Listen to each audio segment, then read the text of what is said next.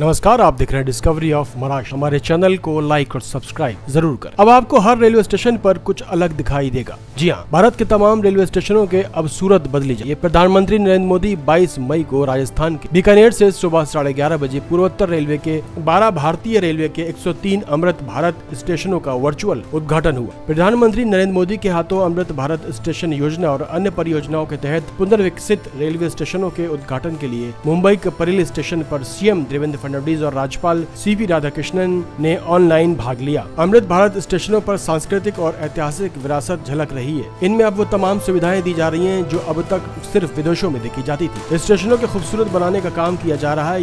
ये सब सरकार की अमृत भारत योजना के तहत हो रहा है, जिसमें देश के कुल 103 अमृत स्टेशनों का उद्घाटन किया गया। प्रधानमंत्री नरेंद्र मोदी ने इन सभी स्टेशनों का उद्घाटन किया, जिसमें महाराष्ट्र मुख्यमंत्री देवेंद्र फडणवीस ने बताया अकेले महाराष्ट्र में 100 से ज्यादा रेलवे स्टेशनों का विकास हो रहा है और विशेष रूप से मुंबई छत्रपति शिवाजी टर्मिनस का कार्य भी जल्दी लोकार्पण किया जाएगा। ट्रेन, अमृत भारत ट्रेन या विविध ट्रेन्सने परदेशातल्या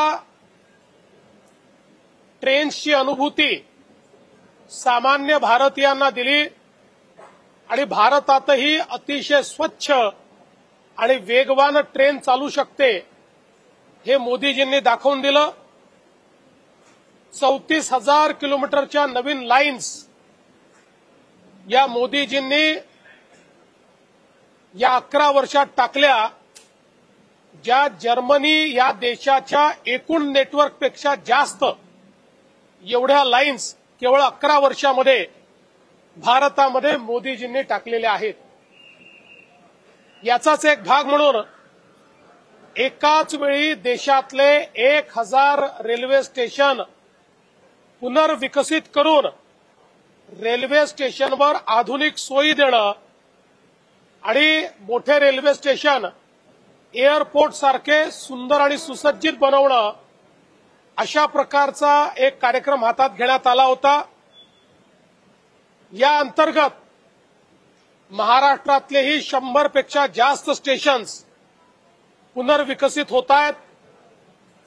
त्यातल्या 15 स्टेशनचं पुनर्विकासाचं काम पूर्ण झाल्यामुळे आज त्याचं लोकार्पण झालंय, ज्याच्यामध्ये मुंबईतले 4 परेल, चिचपोकळी, माटुंगा आणि वडाळा रोड यासोबत कोकणातलं शहाड, त्याचप्रमाणे महाराष्ट्रातील Amgaon, Chanda fort, Deolali, Dhule, Savda, Lasalgaon, Murtijapur junction, Kedgaon, Lonand junction, Netaji Subhashchandra Bose Itwari junction अशा प्रकारचे 15 महाराष्ट्रातले रेल्वे स्टेशन्स त्याचा कायापालट होऊन त्याचा आज लोकार्पण झालेला आहे।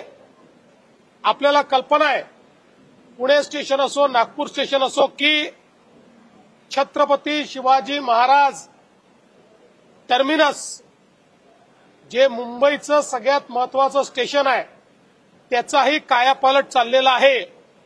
छत्रपती शिवाजी महाराज टर्मिनसला तर 2800 कोटी रुपये खर्च करून देशातलं सर्वात आधुनिक अशा प्रकारचं रेल्वे स्टेशन हे माननीय मोदीजी तयार करतायत। त्यामुळे रेल्वेचं बदललेलं स्वरूप आपल्याला पाहायला मिळतंय। आपल्या सबअर्बन रेल्वेचे स्टेशन्स, त्यावर एस्केलेटर लावणं असेल, पिण्याच्या पाण्याच्या व्यवस्था असतील, स्वच्छतेच्या व्यवस्था असतील, इतक्या मोठ्या प्रमाणात इन्फ्रास्ट्रक्चरचं काम सामान्य भारतीयांकरता मोदीजींच्या माध्यमातून झालंय आणि आपली रेल्वे ही जगातल्या आधुनिकतम रेल्वेमध्ये आता सामील होते आहे। खरं म्हणजे मला असं वाटतं की याकरता देशाचे प्रधानमंत्री माननीय नरेंद्र मोदीजी यांना जेवढा धन्यवाद द्यावा तेवढं कमी आहे। मी महाराष्ट्राच्या वतीनं त्यांचे आभार मानतो आणि त्याचसोबत आज या उद्घाटन प्रसंगी देशाचा जो निर्धार मोदीजींनी व्यक्त केलेला आहे की आतंकवादाचं उत्तर मिळेल आणि ते युद्धाने मिळेल, भारत कुठल्या ॲटम बॉम्बला घाबरणार नाही, अशा धमक्यांना भीक घालणार नाही। आणि तिसरं सगळ्यात महत्वाचं त्यांनी सांगितलं की आतंकवाद फैलवणारे आका आणि त्यांचं सरकार यांच्यात फरक होणार नाही। केवळ आतंकवाद्यांची आका नाही, सरकारवरही कारवाई होईल।